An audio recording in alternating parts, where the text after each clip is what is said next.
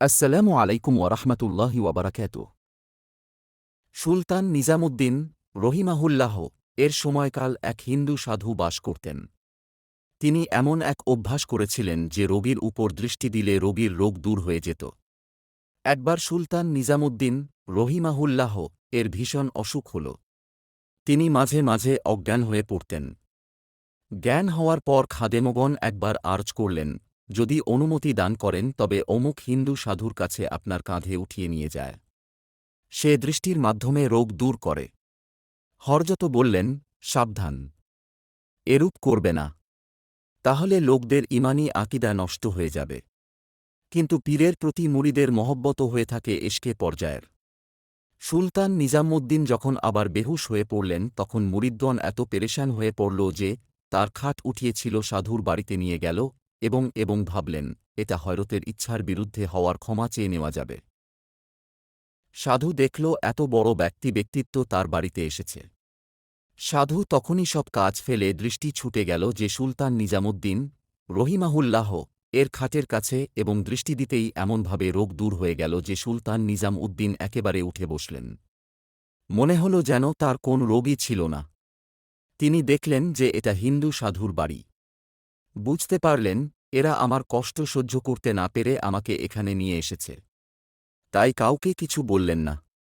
তিনি সাধুকে জিজ্ঞেস করলেন, তোমার মধ্যে এ শক্তি কিসের প্রভাবে সৃষ্টি হয়েছে?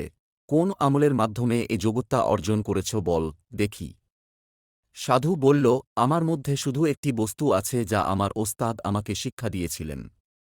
আর সেটা হল তিনি বলেছিলেন, সব সময় নফসের বিরুদ্ধে চলবে, অর্থাৎ তোমার মন যে কাজটি করতে চায় সে কাজটি করবে না আর যে করতে না চায় সে কাজটি করবে। একটি মাত্র অভ্যাসের কারণে আমার নফসের এমন এক শক্তি সৃষ্টি হয়েছে যার কারণে আমি তাছরুফ করে রোগ দূর করে দিতে পারি। একটা শুনে হযরত সুলতান নিজামুদ্দিন জিজ্ঞেস করলেন, আচ্ছা বল দেখি তোমার কি মুসলমান হতে ইচ্ছে করে? সাধু বলল, না, মুসলমান হতে ইচ্ছে করে না। সুলতান নিজাম উদ্দিন বললেন, তাহলে তোমার ওস্তাদের শিক্ষার উপর আমল হল না। সাধু ভাবনায় পড়ে গেল। একটা শুনে হযরত সুলতান নিজামুদ্দিন উপকারের বদলে উপকারী জন্য দোয়া করতে লাগলেন, হে আল্লাহ! সে আমার উপকার করেছে, আমিও তার উপকার করতে চাই। সে আমার শরীরের রোগ দূর করেছে, আমি তার অন্তরের রুহানি রোগ কুফুরি দূর করতে চাই। তুমি আমাকে সাহায্য করো। সাধু আর ঠিক থাকতে পারলেন না, একটি ঘূর্ণি ঝড় খেয়ে গেল তার অন্তরে। তখন সে বলে উঠল, আল্লাহ ব্যতীত কোনো মাবুদ নেই, হযরত মুহাম্মদ সাল্লাল্লাহু আলাইহি ওয়াসাল্লাম তার বান্দা ও রাসূল।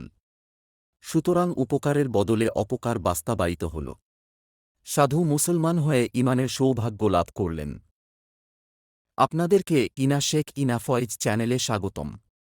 এটি একটি শিক্ষামূলক ইউটিউব চ্যানেল। তাই চ্যানেলটি লাইক, কমেন্ট, শেয়ার, সাবস্ক্রাইব করতে ভুলবেন না।